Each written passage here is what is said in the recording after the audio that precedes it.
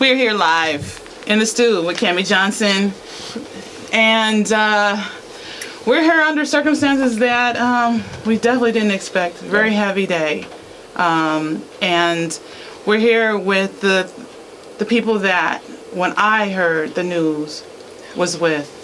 Yeah, and so today let's introduce ourselves and just just say a couple of words. Compton. Compton AV. Yeah. Rest in peace, Nip. Long live Nip. And this is Big Qluso. That's like my little brother, so it's always gonna be love. Rest in peace, little brother. yeah. Kevin Cuenca. Used to be a sports reporter for about 15 years, and Nipsey absolutely inspired my journey, and definitely felt the connection to his music, the people around him, and obviously we don't want to be here under these circumstances, but it's nice to be surrounded by just like positive people that were all impacted by Nip. Yeah. Amen. Well, I really want to start with discussing the impact of what Nipsey was to people. A lot of people here in LA knew, like, you could touch him. There was an opportunity to, like, if you go up to the store, 9 times out of 10, you'll see him in the store. He was for the people, but it felt as almost like he had a mission and a purpose, and that his spirit, there was something in his spirit that exuded something different from anything you've ever experienced before. What is it like to have known Nipsey and a lot of people that have really known him and got to meet him and got to touch him? For you, Compton AV, how has it been, really knowing who he is in his music, and how has he inspired you?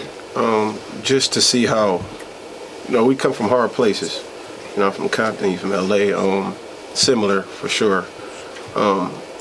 Just the whole standpoint of success and what success really mean, and to come back to the community and, like you said, be able to touch them. That was the problem. So real that you can touch this person. That's why it's so real to us in this moment right now, because you could just walk up and talk to Nip. He was humble. He was a real person. Outside of his rap success, he was a real person. He cared about that neighborhood. And even being at the store that he created, that he passed in front of, is crazy. Yeah. It's crazy. You grew there. You passed there. And like I said, just my couple conversations with him, just don't stop. Keep going. Do what you're doing. You're on the right path. That's how it's supposed to feel. We get discouraged as artists, but watching somebody else and somebody be able to come down and talk to you, that's the dopest feeling ever. And like I said, my couple conversations with Nip was just do what you're doing. You're doing the right thing. Keep going, bro. Yeah. And real friend. Not even like the rest of these dudes out here. His music is, listen to him now. I was on my way, listen to him now. It's just, you crying because you hearing everything he's saying. He was really talking, and I want the people that's looking at this right now to don't wait till we pass as artists to understand or see what we did or see where we going. Understand us now in our very moments, in the essence of what we pushing now, because this is a hard game, especially to come back and be with our people that we love y'all. And that's the reason he was in that store, because he loved y'all. He wanted to come see y'all. He wanted y'all to come see him. And he wanted to teach y'all. He wanted to be with y'all. So I hope y'all understand what he meant now. Yeah. And like I said, rest in peace, Nip, man. For real, I love you, bro. Yeah. And Qluso, you describe him as, like a family. And in that regard. How did you meet Nipsey the first time that you met him? Well, it was incredible. There was actually a video shoot going on with Bone Thugs, and it was at the end of on Wilton at the curve where Hyde Park meets Wilton. Saw a lot of members of the Rolling 60s that was in the area. So when I came out, I wanted to know what the commotion was, and Big U and one of my other good friends, Dollar, he was saying that we shooting a video, and he said, you know what, you got a studio, man, I need you to meet Nip. So they introduced me to him, they brought him over, and it was like he was different than the other artists that I have met, because I've done a lot of production, but it was just there was something about the calmness and the presence that he gave off was just real. It was real cool. It wasn't anything where he seemed like he wasn't confident about what he wanted to do. He seemed like he already had a purpose prior to knowing that he was going to be a superstar, and that's what really made me gravitate to him. Mm-hmm. I'm like, what is it about you? You seem so fearless, and you seem like everything you say, you mean what you say, you know what you mean, and it's already like ordained in your mind for you to speak the words that you speak. He never seemed like you would never see him waste any breath on trying to figure out what he was trying to say. He would always get right to the point, and it would be almost scripted. So it was like everything he would say would seem like a rap. It was like like he was doing a verse every time I talked to him. And we actually, we played some music. He picked a few records that he liked, and he ended up, he put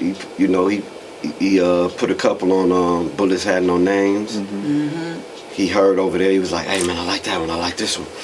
Let me put this on there. So, he put the records on there, and we just kept the relationship. And what was real good about it was that every time he would see me, it would never be a strange moment. It wouldn't be like, okay, who is that? Because they would always recognize me as being older, so they would call me Pop. So he'd be like, what's up, Pop? He'll stop in the, wherever we at, he'll stop, roll the window down, acknowledge me, make sure he look you in your eye. It's a lot of like almost like royalty movements that he would do. You wouldn't get an average anything when it dealt with him. And then even when he was dealing with AV, it was like nothing but love and graciousness when he jumped on the records with AV. If he had a legitimate reason on why he didn't want to, why he couldn't, he would always say, hey, I want to do this, but I'm working on this right now. He would always make sure that we understood that his purpose was to get it done for us, but if something else was in front, he like, remind me, but I got you. And I think that's what he resonated in the neighborhood. It was to where anything that he did or he said that he would do.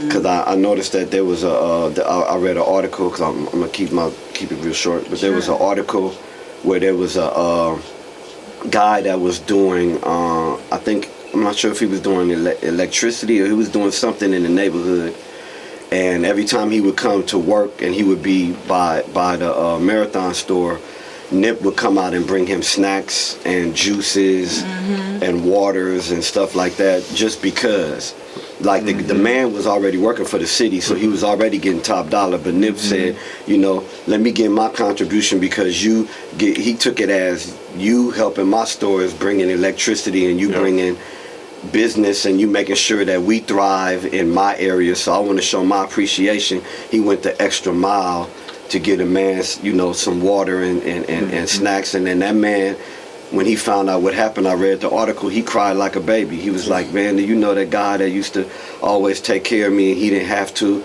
that was the one that got killed, and he was crying.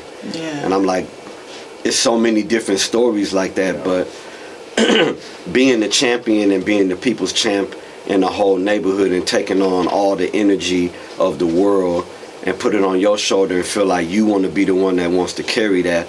I mean, that's something that he chose to do. You didn't have to make him do it, and you couldn't stop him from doing it. Like, regardless, he's not going to leave that block. He fought for that block, even to the point where, he had to, do what he had to do to make sure he maintained that block. But he loved Crenshaw and Slauson and that whole neighborhood. That was him. He's Mr. Crenshaw. Period. And oh my. Well, Kevin, people know you for your videos and really just loving the culture. People have responded, and you've resonated with so many people because you come from a walk of life that might not always have that love for hip-hop music, the stories. What did Nipsey Hussle mean to you? Like, we talked about it, but I really like to really talk about deeply how all of this occurred. How did it touch you? Yeah, so my sports broadcasting journey essentially just ended like at about year 15 for me, and this is like a couple months ago. But when I was about 6 years into it, I moved from San Jose, California, up in Northern California, to this small city in Texas, where Texas A&M University is. The city's called College Station. And it was my first real network TV job, where I was working for like an ABC TV station. And the job was a shit show. I was making like no money. Yeah. And there was no support. It was just not fun at all.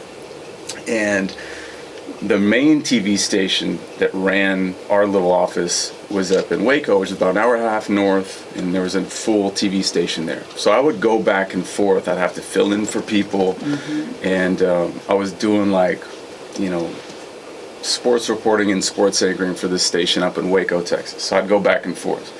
So there'd be nights where I'd get off at midnight, I'd drive an hour and a half back and have to be up there in the next morning. So it was like this grind, right? And meanwhile, you know, the way that TV works is it's not, we're like, okay, you got to work here for a year and then we'll bump you up. It's, you work here as long as you need to work here until you're good enough and someone gives you an opportunity to go to a bigger station. And so I ended up only being there for about a year, and then I went to San Antonio, which was amazing. But during that year, I found Nipsey's music. So this is like 2010. He had just come out with the Marathon mixtape, and it resonated with me so much. And I remember one night I was coming home from Waco, and I had just been passed over twice for promotions. And so I'm like really down at this point, like, Mom, I don't know when the fuck I'm gonna get out of here. Like, this sucks. I don't know how I'm gonna do this shit. And I found his music. I remember pulling over one night, and there's a, you know, that song Love at the very beginning of his Marathon mixtape. And it's, I'm out here on a mission and I'm far from home.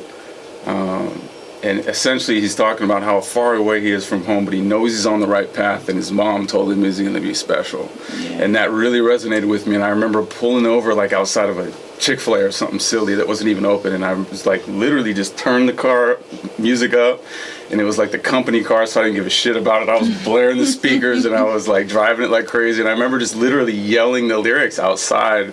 And it was one of those moments where I'll always remember the moment, but more importantly, the Marathon approach helped me to stop looking at what wasn't happening and start realizing what would be possible if I just changed my mindset and my focus of it. And that's what really resonated with me of his whole message.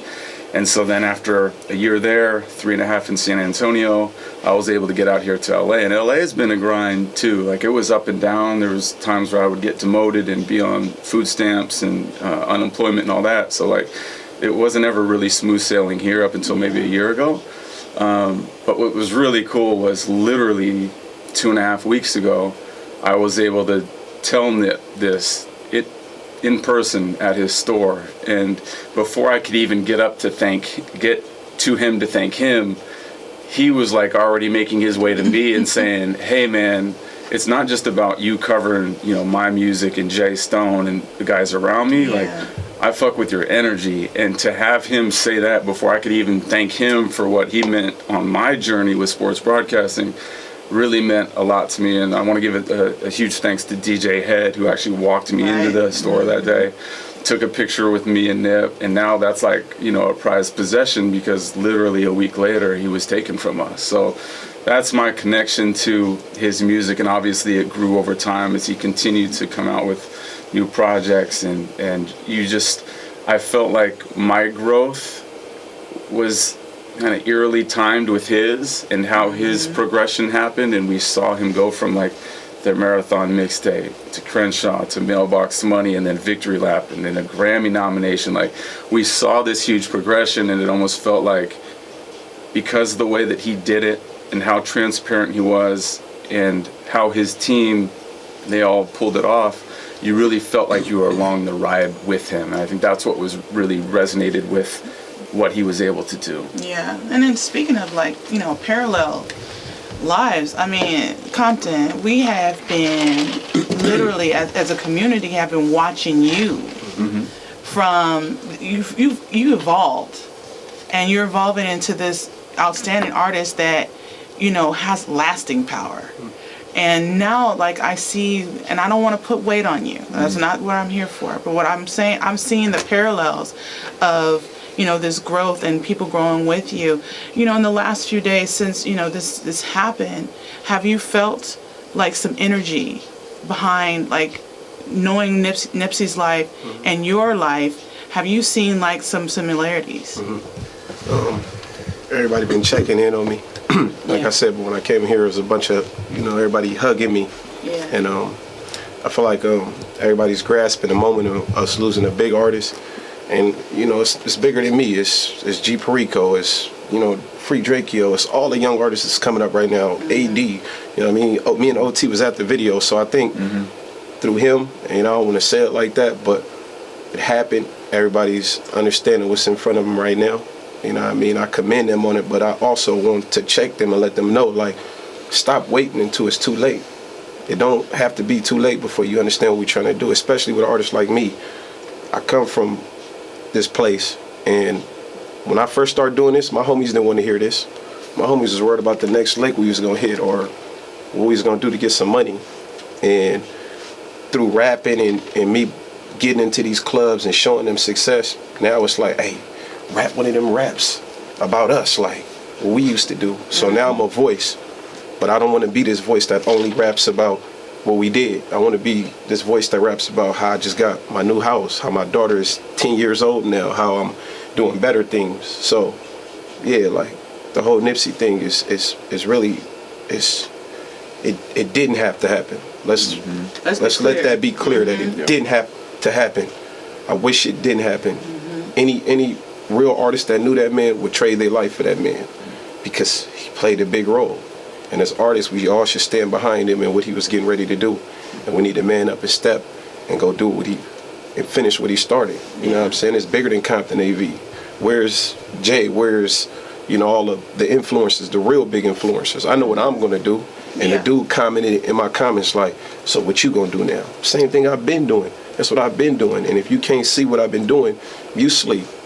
My fans is in the club right now. I knew her when she was 13. She 23 now. Standing in the club in heels. No disrespect, but she got breasts and all type of stuff now. And I remember she was a young girl sitting in front of me like I've been here. And she's still gonna be there. She been in my last 3 dates. I'd have been to Arizona, I'd have been to Vegas. She'd have been at both shows. She's on the road traveling with the artists that she want to see make it. You know what I mean? And I got a bunch of #1 fans. It's just, oh, AV, now it's on you. Like, oh, man, so the pressure is on. Yeah. To answer your question, yes, the pressure is on, but I don't want to make this an AV thing. Right. You know what I mean? You most definitely got to go finish what this man started. Because what I see in you is also that businessman, which separates you from a lot of the artists. Like, a lot of the artists out here, they look at their, they like, okay, I'm just going to rap, I'm going to put down a track. But you have actually elevated to a level of, like, I need to be a businessman. And I need to flourish. And I need my community to flourish. And you're bringing a name to Compton that, when I was growing up, was not the name to have. Yeah. And you have taken it and ran with it and made it so positive. Like, I can truly see that you have made Compton great. You've been part of that. That was a big obstacle too. Right. Saying I'm going to name myself Compton AV. Right. Like, people looked at me like, don't do that. Why not? Nipsey was from 6'0", period. He got everybody walking down the street yesterday coming together as gangs. We can't respect where we come from.